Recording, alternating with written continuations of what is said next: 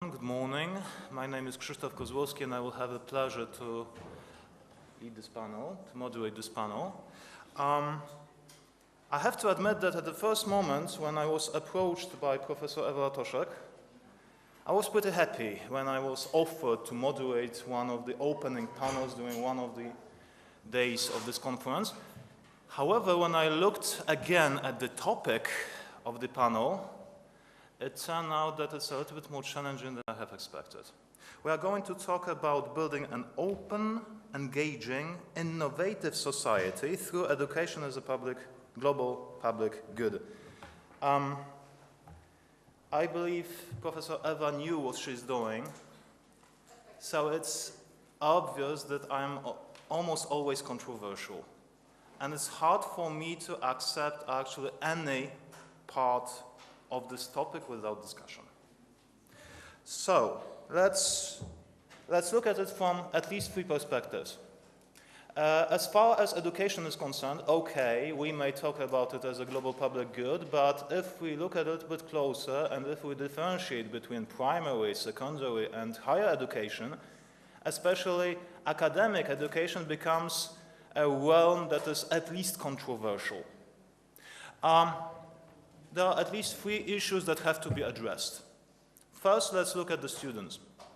If we are talking about building an open, engaging, and innovative society by providing academic education, by concentrating on academic education, are we really able to do this? Because this, to a certain extent, depends on the quality of the product.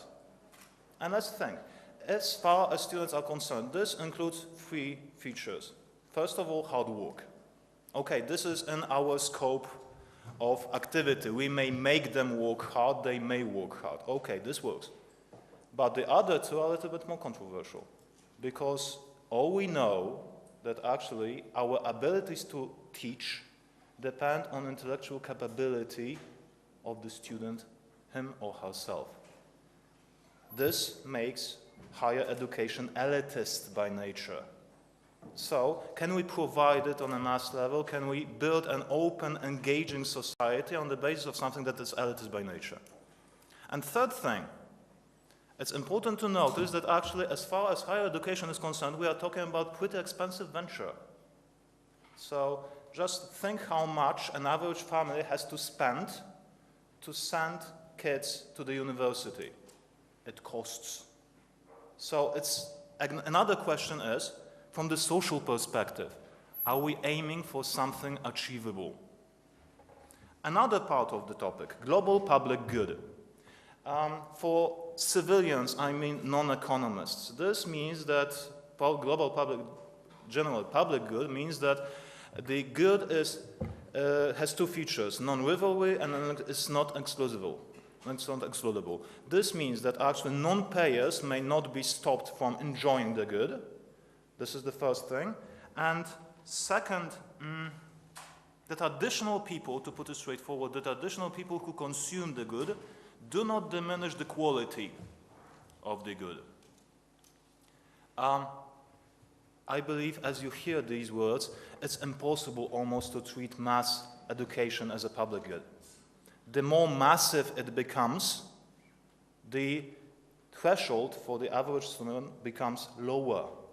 Our requirements become more and more dubious sometimes, and we accept something massive, something inclusive at the cost of the quality too often. Are we not risking something here? And finally, innovation.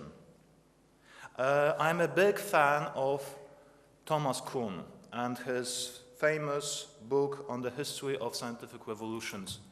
And I absolutely agree with him that all the revolutions, all the innovation, the most important ones, I mean not those who are based on simple exchanging, simple prolongation of development, but are based on true, genuine creation of something new, are created outside of the system. So the question is, are we just tapping one another on our shoulders and saying to one another that, yes, we are doing a great job, by providing the society with more and more highly educated students for whom there is no work anymore, who are overqualified for the needs of the society, or are we are just living in a dream? Sometimes when I'm approaching the problems of education, I have an impression that especially academics are behaving like a couple on a nice evening, having a nice stroll through the park and watching the stars. It's easy to get enchanted with something, but we are looking at something that may not exist anymore. So these three questions, the question concerning equality, equity, and finally the ability to innovation, are the major three issues around which I would like to build our discussion. Of course, the topics are broad, and of course it's hard to address exactly everything from every possible perspective, but I believe our panel gives us an opportunity. Let me introduce the participants. First, two keynote speakers, Anna Wizwici, an assistant professor at the American College of Greece, Athens, and assistant professor at the Institute of East Central Europe in Lublin, Poland. Her main research interests include the crisis in Greece, external relations of the EU, and theory of international relations. I believe your introduction will give us a little bit of theoretical approach, theoretical background to the discussion. Then Professor Gaga Gabrashidze, Dean of the Law School of the New Vision University in Tbilisi. He's also the president of EXA Georgia. Much of his interest focuses on issues of constitutional nature in the field of EU law, external relations of the EU, as well as law approximation. Professor Gaga will introduce us to the legal requirements and legal obligations that concern actually our topic. Because to a certain extent we may say that, okay, we may talk about possibilities of providing opportunities for providing higher education, academic education to everyone, but on the other hand we also have certain obligations based on legal issues. And then we got our five panelists. Mr. Maciej Krzemiński, PEXA Deputy Chairman, who works at Center of European Integration Research at the University of Gdańsk. His interests include regional disparities and cohesion, economics of European Union and monetary integration. Lika Makarcan, I hope I pronounced this well, yes, is a scholar from Armenia, a former Fulbright Fellow at Adam Mickiewicz University in Poznań and a visiting fellow at the University of California, Santa Barbara. I'm particularly interested as your experiences as you worked as a Bologna reform and at the European Credit Transfer System coordinator, as well as language instructor and media, PR and communication expert in international civil society organizations and international corporations. Angelica, sorry, French pronunciation again, Montano, counselor in the Embassy of the Republic of Moldova in Poland. She is working for the Ministry of Foreign Affairs and European Integration of the Republic of Moldova and is a General Directorate for European Integration. Since 2012, she was transferred to Embassy in Warsaw, and that's how we managed to get you here, to grab you here. Ida Musiałowska, an assistant professor at the European Studies Department of the Poznań University of Economics. She is currently director of the postgraduate studies of the EU funds led by the department and expert to international and national public administration and private sector. Her research interests include regional integration, development and policy, including EU cohesion policy and funds, and policy transfer. And finally, Aleksandra Szczerba-Zawada, assistant professor in EU law and anti-discriminatory law. She works as an academic and researcher for higher education institutions and NGOs. Let me give the microphone to Mrs. Anna, however you prefer, and I hope for the fruitful discussion in the future. Thank you very much for this kind introduction. Thank you very much for this opportunity to present this conference and the audience. Thank you very much. The title of my presentation is Education, Production of Knowledge and Progress in Context of the Global Public Goods Debate, and the implicit subtitle of my presentation is The Drama and Responsibility, where yesterday, during our very fruitful discussions, the concept of public goods education and knowledge have been employed frequently and in a way interchangeably. So today I want to challenge the basic assumptions behind these two topics, behind these two concepts, education and knowledge, and to ask the question whether it is knowledge or whether it's an education that should be considered as public good.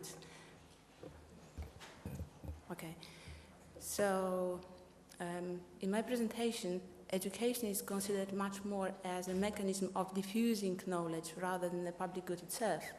In this context, it is knowledge that should be considered as public good. As the moderator of the panel mentioned, public goods have two very important features: non-rivalry and non-exploitability. There's another very important issue related to public goods, that is that there is the notion of externalities, both positive and negative. So by taking these notions together, I think it's quite timely to discuss the issue of knowledge, the issue of education and its role, in context of what the EU wants to do and what the basic objective of the European Union is. And as we know, well, it is peace, yes, but peace based on sustainable growth and development, as well as on innovation-led competitiveness and so on. So let me explain what's the drama related to this issue. There has been a tendency to treat knowledge as ontologically neutral. That is, there is this general assumption that knowledge serves as the objective depiction or account of some more or less complex developments or processes, phenomena, shaping the material and ideational reality. So the debate on knowledge as embodied by technology would be a very good depiction of this objectivity of knowledge considered as public good. But we also know that knowledge is not neutral and that different agents will seek to promote different versions of knowledge. For instance, take different depictions of history as presented in different history books across Europe or across the world. Think about symbols, think about attempts at creating or reconstructing identities, national identities. Finally, there is this question related to knowledge, in that knowledge relies on information. And since we know that access to information is a contentious issue, it also undermines the objective or ontologically neutral status of knowledge. So looking at knowledge in this way, it's recognizing the contentious nature of knowledge, the notion of education's role, design, and delivery becomes quite an important question if we assume that education's role is to contribute to the delivery of public goods. So in context of the European Union, it would be peace, but it would also be prosperity. It would be growth and development. So what's the link between knowledge and education? And this is the issue of responsibility. Because if we agree that knowledge, beyond certain limits and obvious objectivity of facts, like for instance the simple addition 2 + 2 = 4, is contentious and ontologically relative, then education becomes very much fragile to epistemological diversity of those that provide education. This was also something that our moderator mentioned. So this is the responsibility of us as educators, to provide knowledge as neutral as possible. But are we able to do that? Is the objective of education to provide knowledge, or maybe to instill in our students certain attitudes, worldviews, and equip them with skills that will allow them to recognize which knowledge is objectively neutral and which isn't? So it is argued here that if education is to contribute to the delivery of public goods, and hence to contribute to the creation of open, innovative society, then education's role should be first and foremost to form and instill attitudes of responsibility and accountability, to equip students with skills such as, first and foremost, critical thinking and critical news media analysis. This is a plea particularly important today, where the spread of electronic media is so pervasive that each of us basically becomes editor of news on a daily basis. Finally, the role of education should be to endow students with well-founded worldviews. So only in this way, education will have or will bear the prospect of contributing to the attainment of global public goods. Now, let's take this issue to the role of the state. If education is so contentious, and if there is such a great deal of responsibility attached to it, what's the role of the state in it? Who should deliver education? So my argument is that the state in this particular respect should act as a smart regulator, whereas we should rely on very specific public-private partnerships.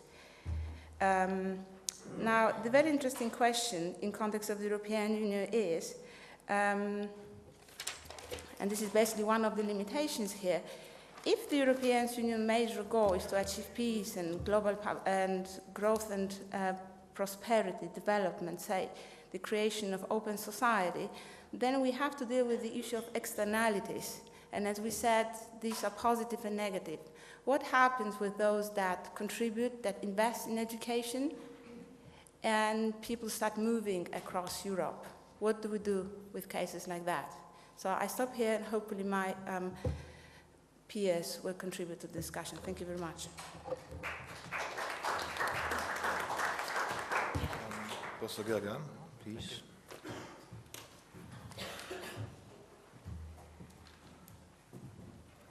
Thank you very much. Good morning, dear colleagues.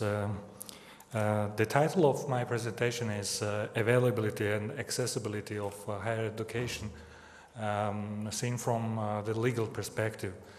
Despite the multifaceted nature, the question whether education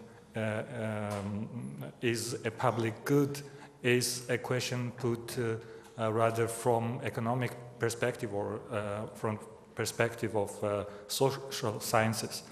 However, economic considerations are one thing, and the issue of the legal framework is another.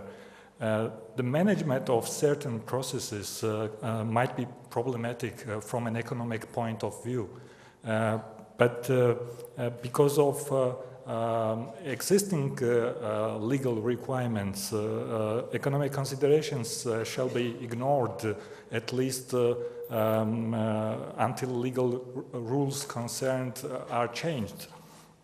Yesterday, Professor Pereira do Amaral already addressed the issue of accessibility of education in terms of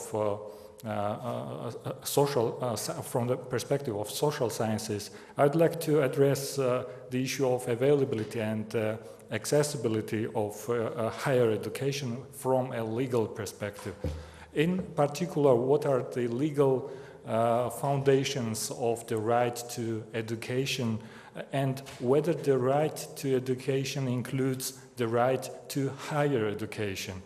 And if yes, then to which extent? For this purpose, I would like to give an overview of relevant provisions from three international documents of particularly great importance, one each from the following international organizations: the United Nations, the European Union, and the Council of Europe. The right to education belongs to the category of economic, social, and cultural rights. It was incorporated for the first time in an international agreement in Article 26 of the Universal Declaration of Human Rights. But from the legal point of view, the Universal Declaration is a resolution of the UN General Assembly, and thus it's not binding. Therefore, it's another legal norm, namely Article 13 of the International Covenant on Economic, Social, and Cultural Rights, which is to be considered as the most important provision on the right to education in international human rights law. Of special relevance in this provision, I mean the article from the International Covenant, is different dealing with different stages of education. Primary education shall be compulsory and available free to all. Secondary education shall be made generally available, and higher education shall be made equally accessible to all, but on the basis of capacity. I would like to focus on secondary and most specifically higher education.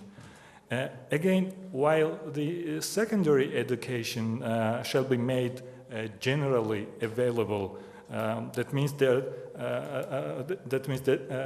there must ultimately be enough educational institutions available for all at the secondary level. But there is no such requirements in terms of higher education.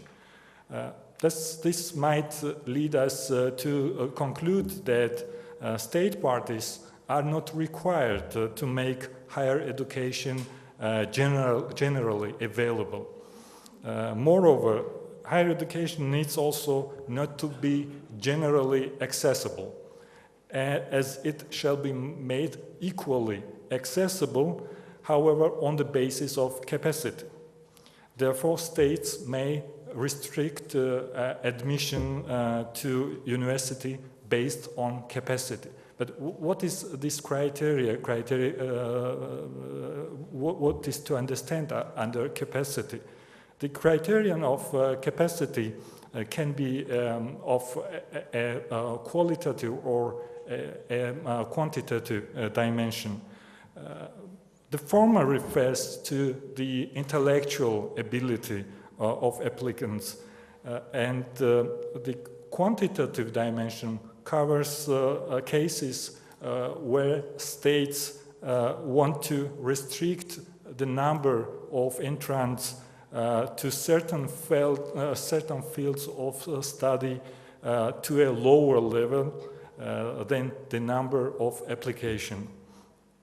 The intellectual ability and potential to complete studies may be assessed through the results of the school leaving examination, for example, or through entrance examination or other methods.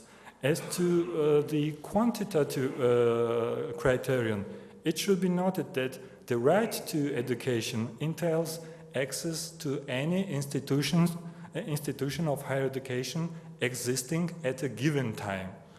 Therefore, it's justifiable to restrict the number of students because of lack of human material and financial resources.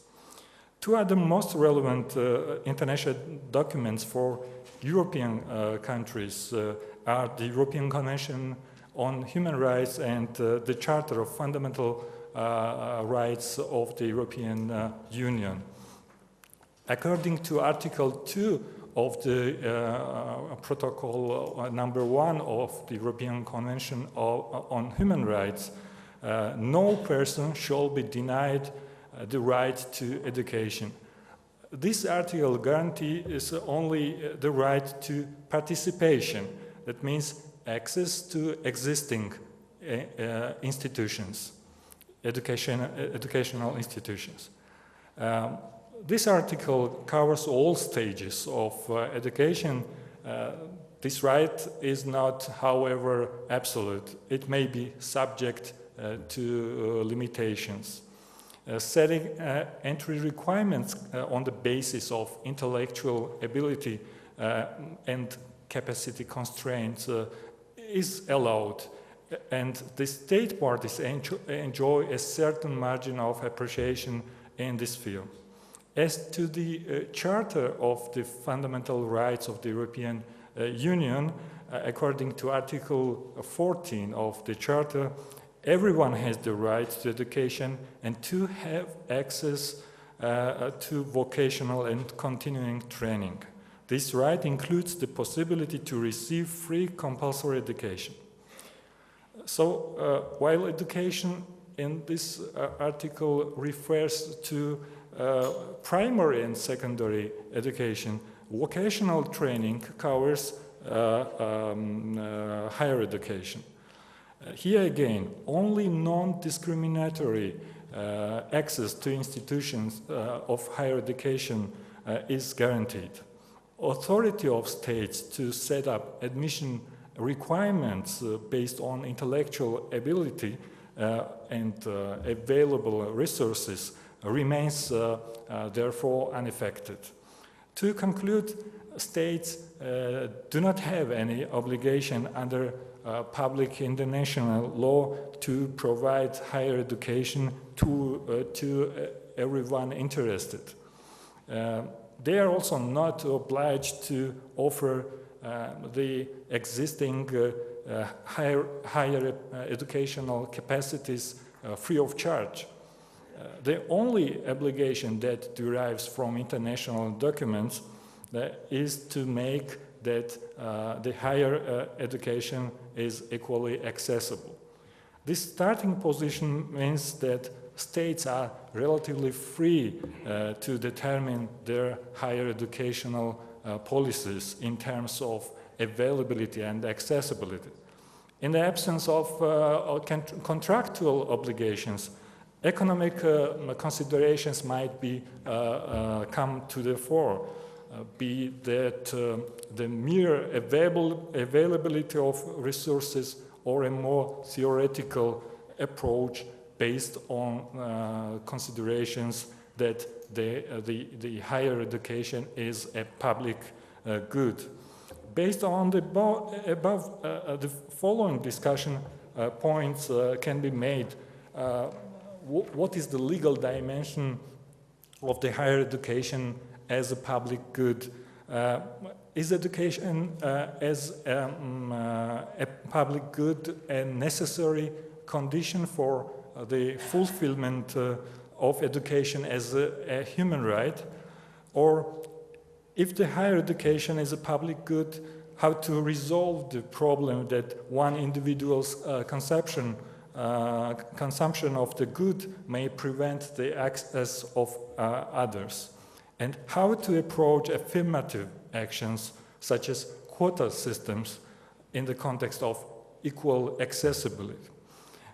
However, I would like to finish by saying that higher education may act both as a special human right and a public good, but for having the status of a public good, there is no need for higher education to be qualified as a special human right.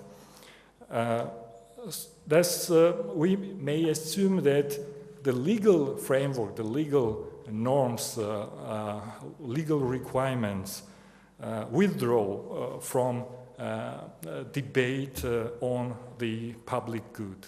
Thank you.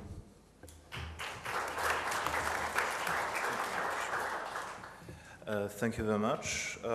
Before we move to our panelists, I would like already to emphasize two issues which became pretty interesting from my perspective. As far as Anna's presentation is concerned, the problem is, for me at least, as a lecturer at Warsaw School of Economics, is that actually we too often forget that we have two kinds of customers as far as education is concerned. So as far as the process of providing information or ability to process information is concerned. One, the first kind of customers are students, those young people in the auditorium. Of course, most of us are young, but I believe we all learn throughout our lives. As I have emphasized, their ability to comprehend, to go through to actually access, to deal with what we are providing them, depends first of all on their intellectual capability. This is one thing. On the hard work. This incorporates, from my perspective, this incorporates both our work and their work. We have to work hard to show them something. They have to work hard to get something out of it. But also luck. And what do I mean by saying luck? Being lucky to be born in a family wealthy enough to provide them during the higher education process. So this is the first thing which always puzzles me when we are talking about the quality of higher education and so on and so forth. We are forgetting too often about this economic side, which creates an introduction, in the very entrance, creates a kind of a threshold, which we should address somehow, I believe. And the second thing, Gaga, I absolutely understand that legal framework is important, especially as I was also a student of law, and I was also an active lawyer. During my legal studies, I was repeatedly taught everything concerns what we do is always involves some kind of a norm. So norms pervade our life. When I was studying political science, the same professors were teaching me everything is pervaded with power. Power somehow concerns everything in our life. I'm afraid what pervades the life of students of sanitary engineering. Nevertheless, we have to remember that our kind of professional perspective should not stop us from debating, from criticizing what we actually are dealing with. According to your perspective, according to what you have just said, this means that this conference or this panel is partly a panel about political correctness. Because officially we have to do nothing. Of course, we declare we care. Of course, we declare we care about providing students with abilities, knowledge, and so on and so forth. But when it comes to accountability, we are accountable for nothing. So let's think about this. Maybe somewhere we have forgotten or we have overseen that our promises keep on mixing with the promises of the politicians who build the electorate, and on the basis of future parents, future students, and so on and so forth. So what I would like to imply on basis of your presentation is that actually education is a kind of also a political process. This partly refers to what Anna has just said. We are talking about building the society, and building of a society is always to a little bit political nature. How can we address this issue? Now, as I have mentioned, I would like to pass to our panelists. First, let's give microphone to Lika, as she has to leave us a little bit earlier. So I'm pretty interested about your approach to the subject.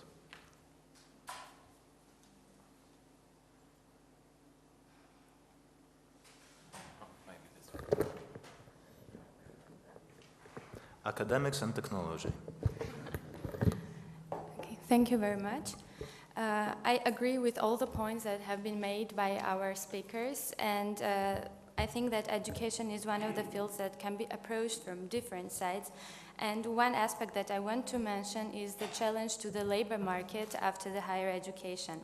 As we know, like recent tendencies and interest in mass education result in the overproduction of qualified specialists without meeting the hiring capacities of both the local and the global market. And the growing challenge of socio-economic issues force the global community to face rational reforms and intercontinental collaboration, aiming at a win-win game, both for the students or the recent graduates and the employers. And in order to have an educated society, a low level of labor migration and the social welfare. However, I think that the strive for welfare and the guaranteed future faces another problem which had not been represented a serious issue before the emergence of high-tech industrialized globalization. In particular, this refers to the responsible choice which has to be made when a teenager, like what profession to choose, which specialization to have to be compatible on the labor market in a 5 or 10 years' time. Because today we face the problem that a person with a major, let's say in, I don't know, journalism, has to have another specialization to be able to fit the compatibility and the competition of the local market in a global level also to meet different requirements. Nevertheless, the popularization of university education does not simplify an individual's access to the world of knowledge, just the opposite. It creates more competition and gives rise to the decline on the labor market, given more supply than demand. And in this sense, there is one issue that should be decided by the global multi-level governance.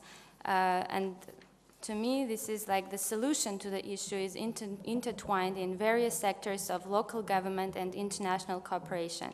To address the challenge of global education and to overlap of similar curricula, many prestigious universities have been forming consortiums in order consortiums and global networks to equally distribute the demand for a specific profession in the given geographical area. So in this sense, the interconnectedness of the world now undergoes a process of systemization and gradual adaptation of new social policies to overcome the global problems as migration, unemployment, and equal balance of high and low-skilled labor. So to me, it only remains to hope that the wise cooperation among nation states and trade unions, educational establishments, and economic blocs will lead to a sustainable development of the higher education on a global level. Thank you. Thank you, but still another question arises. If we are talking about consortiums, excuse me, but from an economic point of view, they are made not to provide a higher level of some kind of social quality, but to provide for those who fund them. And if we are talking about reality, when today the return on higher education is around 13%, this means that actually an average student after university earns throughout his life 13% more than average person without higher education. Let's compare it to what was going on, let's say, 10 years ago, when the rate of return was about 20%. So maybe it's against the interest of the very institutions that we are talking about to provide this kind of high-quality education. And another thing, global multi-level governance. Let's be frank, we may not agree on many things, and especially, I believe, as far as brain drain is concerned, because you partly referred to this problem, as far as brain drain is concerned, it's hard to agree with, for example, developed countries to stop earning on brain drain from the less developed countries from which students simply try to escape to places where they are given some opportunities. Yes, I agree that this is also a global issue, and in this sense we, as Wallerstein had divided the core states, peripheral states, so every state has its own demands. And this is the main question, that it should be equalized so that the labor market was able to have the supply and the demand at the same time. Because nowadays, as you say, some students escape it, the places that are allocated to them. However, this comes from the socio-economic perspective. As Gaga also mentioned, the education does not pay off in certain cases, because if we calculate that the cost in developing countries for education that you have to pay, let's say the average annual fee is 1,000 euros, you have to pay for the rent if you are coming from another city, you have to pay for the material, for the transportation, for food, for the accommodation, all together. Fellow, you know this all very well. Yeah, probably. and if you calculate all this in 5 or 7 years' time, the fees paid for the education do not pay off. So I think this is the reason that certain students, the potential students, escape the places that are allocated for them. Excuse me, other panelists that I gave a little bit more space for Lika, but Lika has to escape, has to run away after in the middle of our panel. That's why I have stopped here. And now let's pass to Maciej. Thank you. Okay.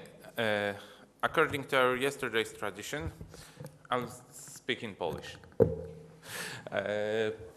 Proszę Państwa, zaczęliśmy tutaj od debaty, czy edukacja jest dobrem publicznym. No i z tego, co przed chwilą tutaj pan profesor powiedział, oczywiście edukacja nie spełnia tych naukowych kryteriów dotyczących tego, czy jest dobrem publicznym, czy nie. Patrząc się na tą definicyjną stronę, absolutnie dobrem publicznym nie jest. Natomiast całe społeczeństwo uważa, że jest, że edukacja się im po prostu należy, tak? Że państwo powinno zapewnić dostęp do edukacji.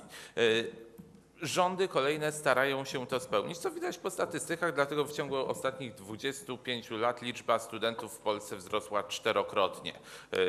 Studentów i osób, i absolwentów. Pozostaje pytanie, skoro rzeczywiście traktowana jest edukacja jako dobro publiczne, to czy rzeczywiście rząd powinien wydawać tak gigantyczne pieniądze na zapewnienie tego dobra? A tutaj pytaniem kluczowym jest pytanie o jakość, albo w zasadzie nie tyle jakość, co efektywność tej edukacji. Dlatego, bo to, że nam rokrocznie wzrasta liczba studentów, no w tej chwili mamy niż demograficzny, ale proporcjonalnie mówię o liczbie studentów w stosunku do populacji w wieku tam 19 do 25 lat, cały czas nam rośnie proporcjonalnie liczba studentów, tym samym rośnie nam liczba absolwentów. No i się okazuje, tak jak tutaj przed chwilą przedmówcy wspomnieli, że wynagrodzenia tych osób są relatywnie wyższe niż osób z wykształceniem niższym. No, wszystko w porządku, tyle tylko, że okazuje się, że my jako społeczeństwo płacimy dużo więcej na ich wykształcenie niż są wyższe ich późniejsze wynagrodzenia. Tym bardziej, że trzeba wziąć pod uwagę fakt, że oni bardzo często pracują w zawodach, wykonują prace, które nie wymagają aż tak wysokich kompetencji jak te, które zdobyli w wyniku swojego procesu kształcenia. Mają wyższe wykształcenie. W Polsce mniej więcej 60% absolwentów to absolwenci kierunków, które nazwałbym sobie tutaj roboczo miękkimi, tak? Ekonomia, administracja, zarządzanie. Te osoby później, no i cała gama zawodów już stricte humanistycznych. Mówię tutaj o filologach, historykach, socjologach itd., itd. Teraz okazuje się, że rynek pracy niespecjalnie jest w stanie przyjąć te osoby, a jeżeli je przyjmuje, no to z wynagrodzeniem poniżej poziomu ich kwalifikacji. Pytanie rodzi się o sens finansowania tego dobra publicznego, za które całe społeczeństwo musi zapłacić. Okej, w statystykach fajnie wychodzi, dlatego, bo po pierwsze te osoby mimo wszystko rzadziej tracą pracę i mają troszeczkę łatwiej na rynku pracy. Z drugiej strony zarabiają troszeczkę więcej, ale pierw my wszyscy musieliśmy zapłacić za ich wykształcenie. Jeżeli mówimy o tym, że jest im łatwiej na rynku pracy, to sytuacja jest patologiczna podwójnie, dlatego bo po pierwsze oni zdobyli wykształcenie za nasze pieniądze, za społeczeństwa pieniądze. Po drugie, przedsiębiorcy bardzo często zaczynają nie wiadomo zupełnie po co wymagać bardzo wysokich kwalifikacji na stanowiskach, które absolutnie nie są do tego potrzebne. Dlatego, bo jeżeli ktoś chce zostać sprzedawcą, nagle się okazuje, że musi mieć wymagane jest wykształcenie wyższe i znajomość 3 języków obcych. Zupełnie nie wiem dlaczego i po co. I teraz proszę Państwa tak, skąd się wzięła ta sytuacja? Raz, no, jesteśmy właśnie przyzwyczajeni, że państwo ma nam dawać i gdzieś się to wiesz, ale skoro dyskutujemy cały czas, ta cała konferencja skupia się wokół studiów europejskich, oto jaki jest stosunek Unii Europejskiej do tego? Po pierwsze, system edukacyjny, polityka edukacyjna jest w gestii państw członkowskich. Unia Europejska w ogóle się nie powinna się angażować w systemy edukacyjne, czyli czy jest gimnazjum, czy nie ma gimnazjum, ile lat ma dziecko, które idzie do szkoły, czy jest matura, jak ona wygląda, to kwestia państwa, to wszystko kwestia państw członkowskich. Natomiast Unia narzuca wymogi, Unia wymaga i w strategii Europa 2020 Mamy bardzo wyraźnie powiedziane, że odsetek osób przedwcześnie opuszczających edukację ma być poniżej 10%. Odsetek osób z wyższym wykształceniem ma być powyżej 40%. Państwo członkowskie stara się to wypełnić. Natomiast zobaczcie Państwo na jedną rzecz, i już kończę. Państwo członkowskie stara się to wypełnić, natomiast to wszystko, czego wymaga Unia Europejska, to są wskaźniki ilościowe, a nie jakościowe. Unia Europejska mówi 10%, nie więcej niż 10% osób przedwcześnie opuszczających edukację, powyżej 40% osób z wyższym wykształceniem. No dobra, i będziemy sobie produkować, przepraszam za brzydkie słowo produkować, ale będziemy sobie produkować tych absolwentów z wyższym wykształceniem, którzy będą trafiali na rynek pracy i wykonywali i pracowali w zawodach, które absolutnie nie wymagają wyższego wykształcenia.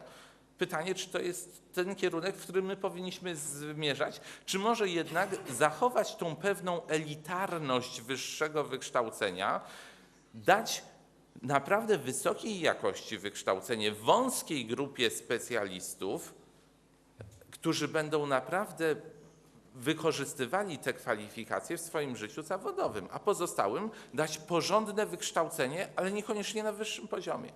To tyle, dziękuję bardzo. It's hard not to agree with your approach, because all of us probably have the same feeling when we enter the classroom and sometimes we hit the wall of the numbers and of the quantity requirements instead of quality requirements.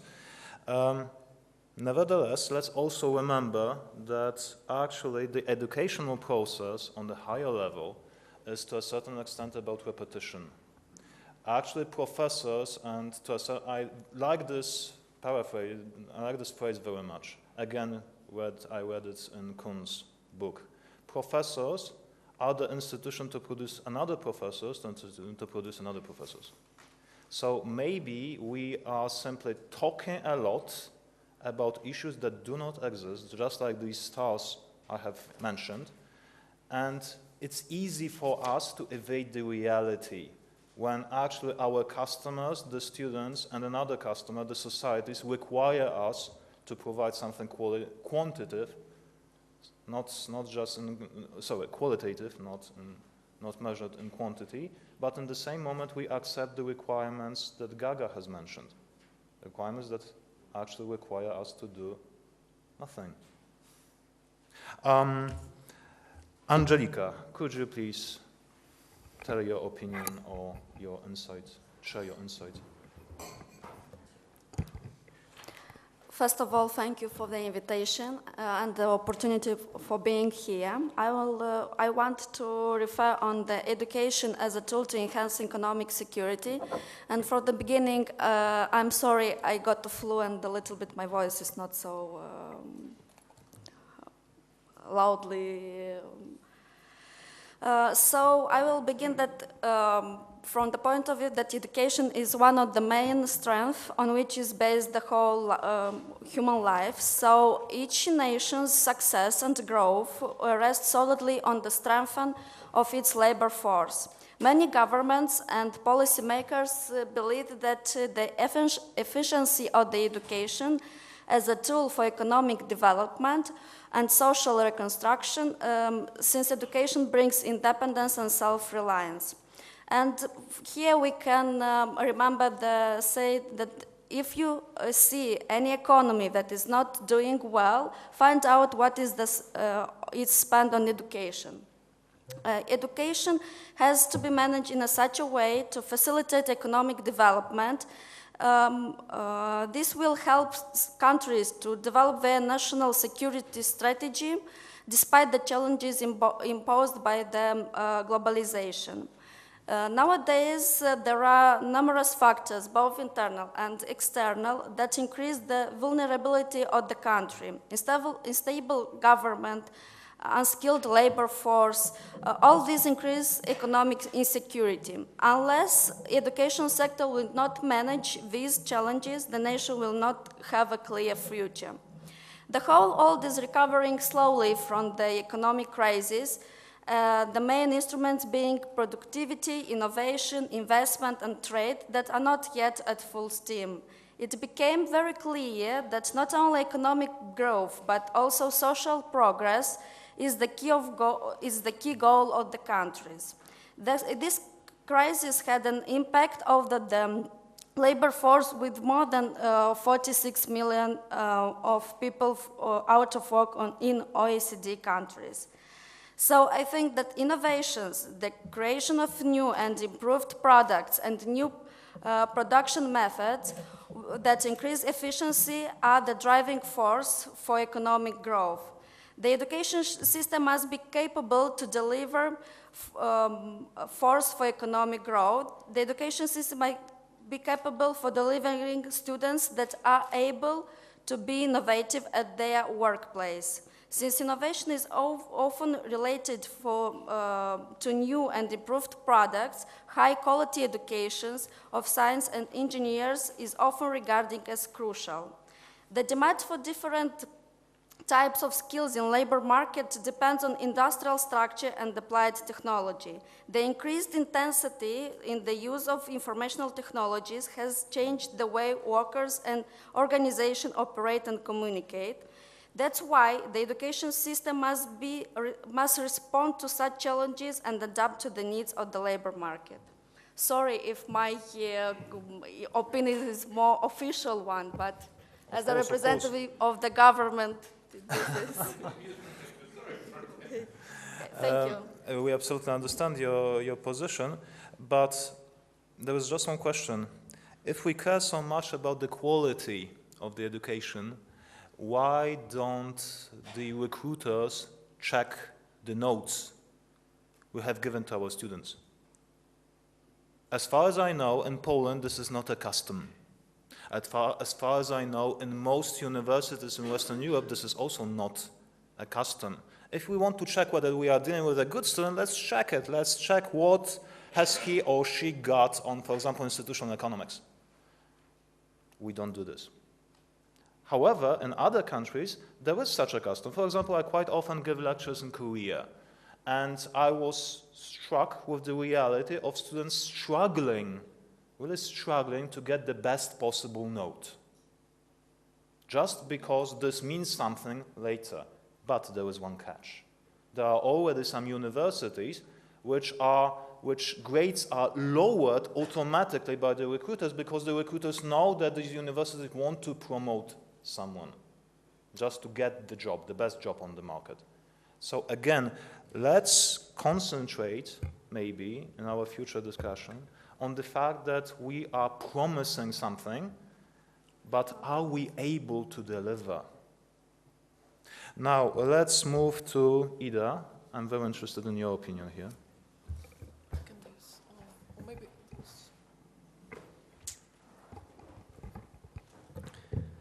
Good morning, and I'd like to thank the organizers for inviting me to this panel. And in my short speech, I would like to concentrate more on this third aspect of our panel, which is based on innovation. And when I was looking for some materials, I was preparing to this discussion, I found some quotation. I think that it was raised somehow in some yesterday presentations as well, but I'd like to read it, that innovation is a broad set of skills that draws on historical cues, experiences, insights, design, and many other factors. And innovation, by definition, is broadly multidisciplinary and incorporates a lot of experiences and perspectives. And we need graduates who can think these ways. And this means for us, for educators, that we need to restructure how they are taught. So this is, I think, very much crucial, and it shows somehow the consequences for the higher education and for whole education system. And last year, I was reading a quite fascinating book by Walter Gropius, which, dealt mainly with architecture. The title is Scope of Total Architecture, and he recalls some basics when we are just talking about the university system, because it was very much present in Bauhaus school. It is of course about designing, and not only about architecture as it is, but it's more about designing. And what he says that first of all we should have the coherence in educational objectives, which means that we should not forget about human as it is. So the human being is the center. And then if we build educational programs that deal with spiritual and material needs of a human being as it is, and we relate the education to the needs of the society, so then we have one of the factors of the success. Then what he also stressed in his book and his approach was that in today's world, when we need more specialization, more and more each day, and more, so the method is much more important than the knowledge. So this is something that also implies on us, or on educators, that we have to rebuild the curricula, and we have to involve more group working, team working. We need to invite specialist practitioners when we are dealing with providing some programs, some courses, and so on. And this is very much a shortage of our system, I would say. Still, we see this increasing number of people who come from practice, but still there is something that we have to cope with. And the third point I'd like to mention is a number of people that graduate from higher education system. And the lower number of people, the better effects we have for the society, for the economy. So it goes somehow in line with what Maciej was presenting just before. And in this part, maybe I'd like to stop just to give a floor to Ola. Thank you. So you implied that actually we should concentrate on process-centered approach rather than goal-centered approach. Rather than the process, we emphasize process too little, and we should concentrate rather on methods of delivery than a little bit more than we do today. Yeah. Of course. But however, there is also a question of competition now. Unfortunately, Lika has left, but yesterday when we have been talking, she has mentioned as a Fulbright fellow the difference she has experienced, for example, when studying in the US and studying in Europe. And the biggest problem is that if we are living in a globalized world, if we emphasize the numbers, just as Maciej has mentioned, if we emphasize and on the same moment we want to make the quality higher, actually we are already losing with broad universities that will draw the best material from Europe, for example, to other places in the world. Of course, I know this is controversial, but I hope we shall refer to this in 5 minutes. And finally, Ola, Alexandra, could you please share your notes?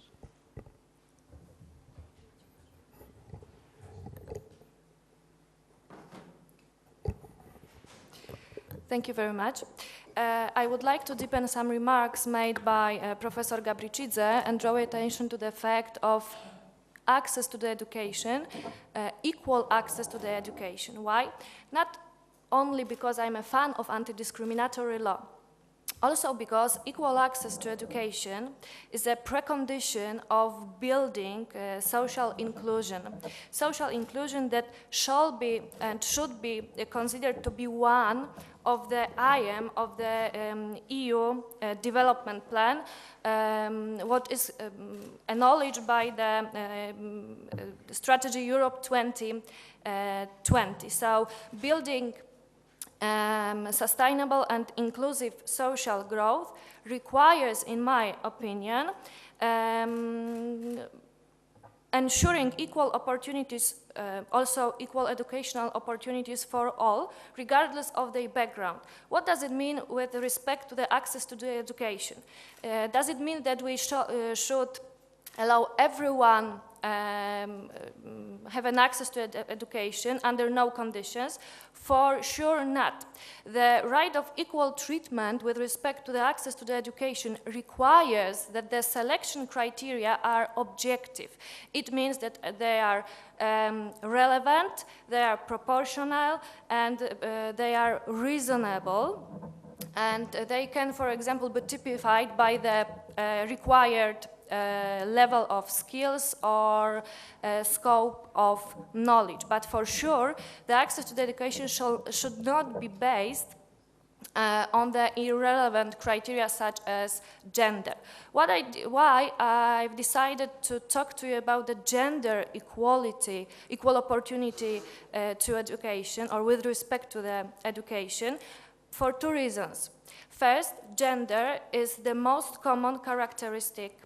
Every of us has this characteristic. And the second reason is that gender is most commonly used discriminatory criterion. When it comes to the gender equality in education, it should be considered in two aspects. First of all, equal access of men and women to education, and the second aspect is underrepresentation of women and underrepresentation of women at higher hierarchical levels in research field. When it comes to the first aspect, it is true, although not commonly known, that women do not have equal opportunity to access education, equal with men, of course. Why? The question is, and the reason is not only sex or gender as a discriminatory criterion, but it is the question of indirect discrimination. So based on the criteria that are not connected directly to the gender, such as religion, belief, or the burden of domestic duties, but they combine, if they are combined with gender, they result in lowering the chance of women and girls to take advantage of or to exercise their right to education. And the second aspect, it is the underrepresentation of women at higher hierarchical levels in research field. All studies show that women are underrepresented when it comes to all levels of academic staff, although they outnumber men when it comes to the student population. So the question is, when where these women go after the graduating from higher education.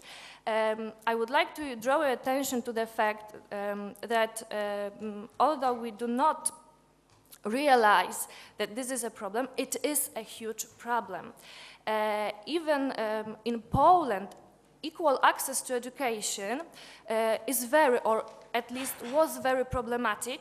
In the past, but not very long ago, let's say even decades, some of the higher universities do not allow women to participate in a recruitment procedure for or admission procedure for higher education. So to conclude, equality, gender equality with respect also to the education is a prerequisite of building social inclusion, which is, in my opinion, a criterion of social safe. And it is also a criterion of building creativity and innovativity, which is also very important when it comes to the EU agenda. Thank you very much. I'm very happy that we have closed this part with kind of a case study, as this case study concerning women. But there is another fact that strikes me immediately. Okay, in public sphere, we may regulate this. As far as students are concerned, I hope in the future as far as hierarchy in research and academic institutions is concerned. However, when it comes to the private market, can we influence this? Maybe we even more overemphasize the possibilities the women gain through the education, and then later we leave them alone in the reality of job-seeking market. And this is maybe the problem. We keep on forgetting. Maybe we promise too much at the beginning and we don't care what is going on later. Now, as this is a discussion panel, now I would like to pass to more open discussion between our panelists and keynote speakers. However, I have to say one thing. I have to share one thing. We have to finish 10 to allow the audience to move to other rooms and for us to grab some coffee. At least I'm slowly running out of steam. Nevertheless, I am very interested in opinion of Anna about this, because I have noticed you have written quite a lot of opinions down, made quite some notes. So please share your opinion about what you have heard and your insights. Okay, thank you very much. I've got actually 5 points. I very much liked your comment on the political economy of luck. It's not that I forgot about the importance of luck. Porter has mentioned the importance of luck in his Porter's diamond on national competitiveness. It's just that it's not something that we can measure or something that we can influence. This is why I haven't even mentioned it. I would very much want to emphasize equality and opportunity, not luck. This is the basic issue that we need to emphasize when talking about education, access to education, if we want to create an open and innovative society. Then, of course, the political nature of education as a process of diffusing knowledge. Yes, this is what I'm hinting to. It's just that if we assume that the state acts as a moral agent, then it's also in the hands of the state to sort of depoliticize it. I know that's idealistic and it might be too foolish to even say it, but we need to have certain objective goals, and then of course the reality will differ, but without setting the goals high, we can't even get halfway to them. Point number 3, it is about education being public good and the cost on investment and so on. We cannot forget that education is also a private good. So some of the responsibility of what will happen once somebody has gotten his or her degree, of how much it has cost her or him to acquire a given degree, it also rests in the individual's hands. And this is the responsibility that we have to emphasize. So it's not only the state's obligation. Now, whether it's elitist or not, well, I'm quite aware of the fact that we have created this proletariat of lawyers, economists, and whatsoever. But as Ida has mentioned, well, education has also this socializing function. So it's not very much about the degrees that people get. They may get them very well so. But it's also about them getting socialized in the specific way of behaving, way of thinking. This is why I emphasize that the role of education should be to instill specific attitudes of responsibility. Take the example of interwar Poland, how important it was that certain attitudes, worldviews were instilled in the young generation of that time, right? It's one thing. And then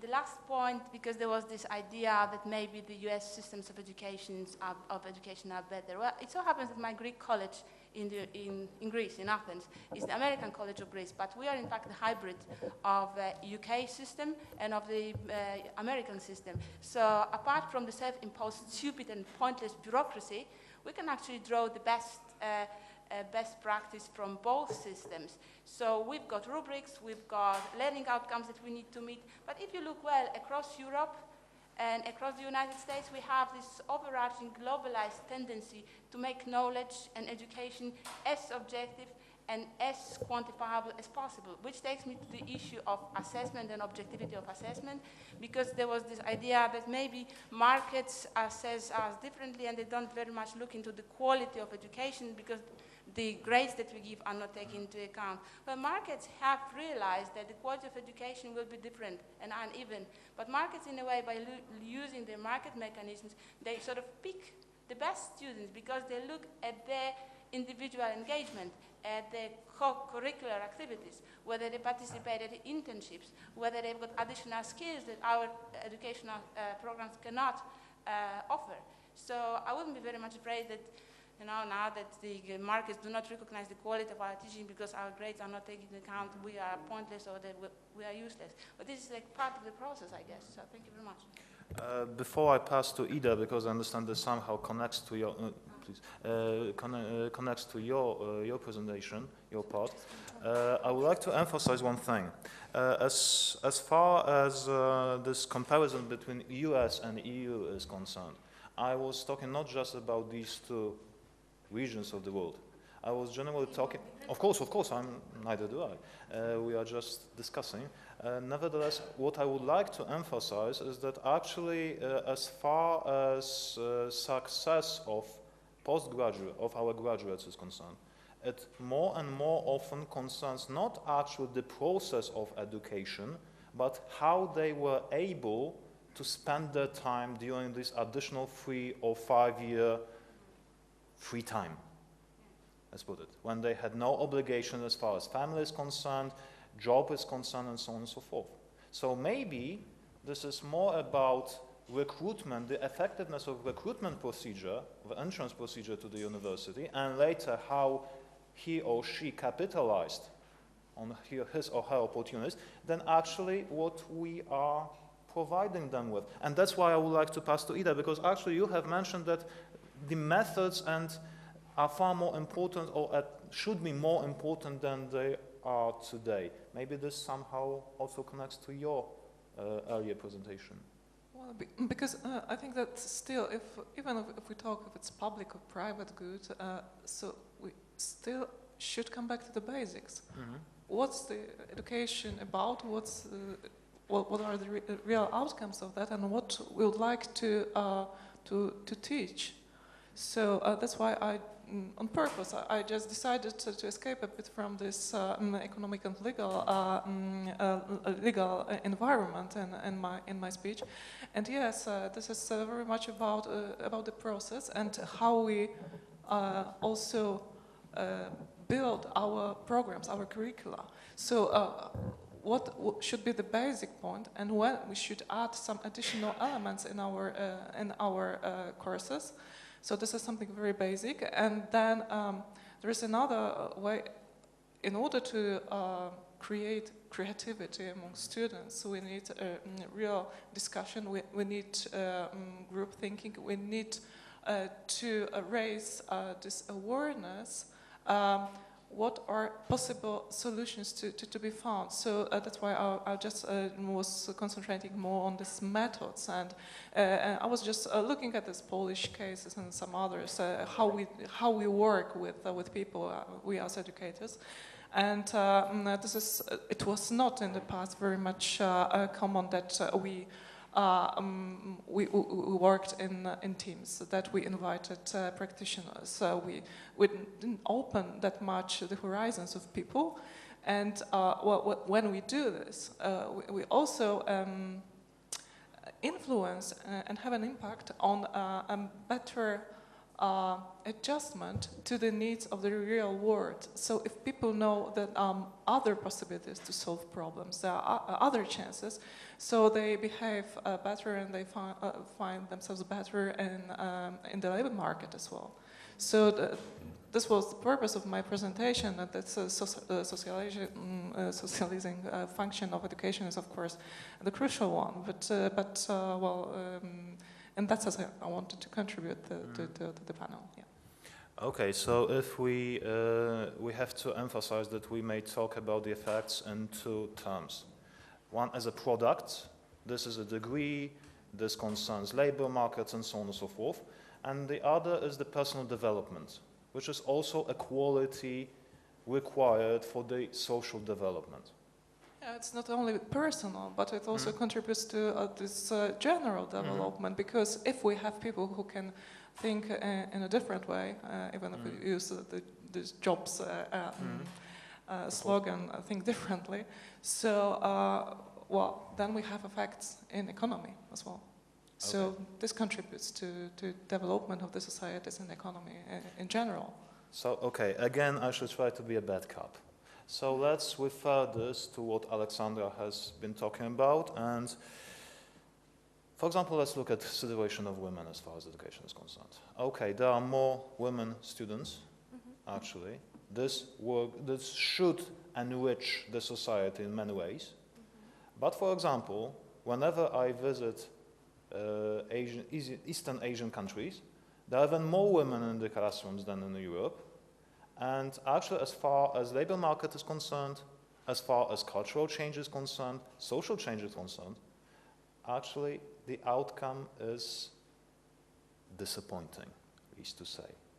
So maybe if we just follow this approach, which was also mentioned by Maciej, if we follow this approach we follow today, okay, let's create some quotas, let's agree about some quotas, and let's just follow it blindly, just as partly Gaga gave us an overview of opportunities for this. Maybe we are doing a mistake. I cannot agree with you. I hope. I hope. In my opinion, and it is acknowledged by all the reports and studies committed, for example, for and by the European Commission, without legal instruments setting the equality principle of men and women, the real equality couldn't be achieved in reasonable time, let's say even 50 years, in different areas, of course. It refers especially, this time, long time, refers especially to the education, where, and I would like to draw attention to the fact that anti-discriminatory law established by EU law does not cover access of men and women to education.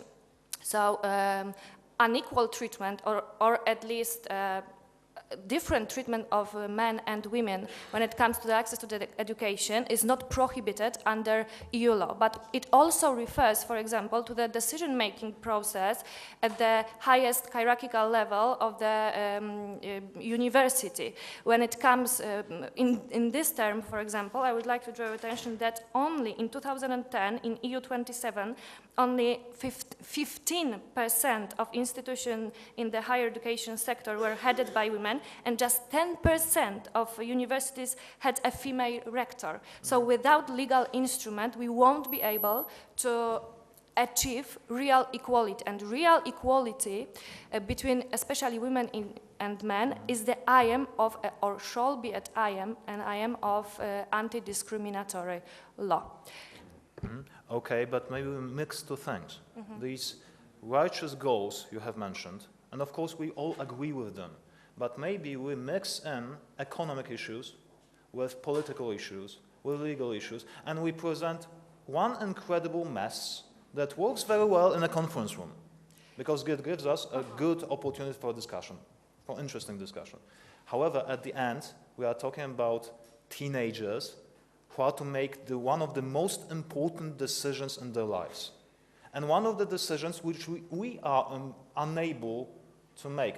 What shall provide them job? What shall provide them future in 3 or 5 years? As far as a professor of Warsaw School of Economics, I have no idea how our economy shall look like in 5 years. And we give them the promise. Another promise. We give the promise to women, okay, there are quotas. We promise you something. But later, in the private sphere, we are unable to enforce it. The problem concerns the difference between declaration, public declaration, and private execution of what we are talking about. And maybe now this is a good point for a diplomat to share some insights about this. Let's look at it from a little bit different perspective, maybe. My point of view is that at the university, the main role of the teacher is to make clear the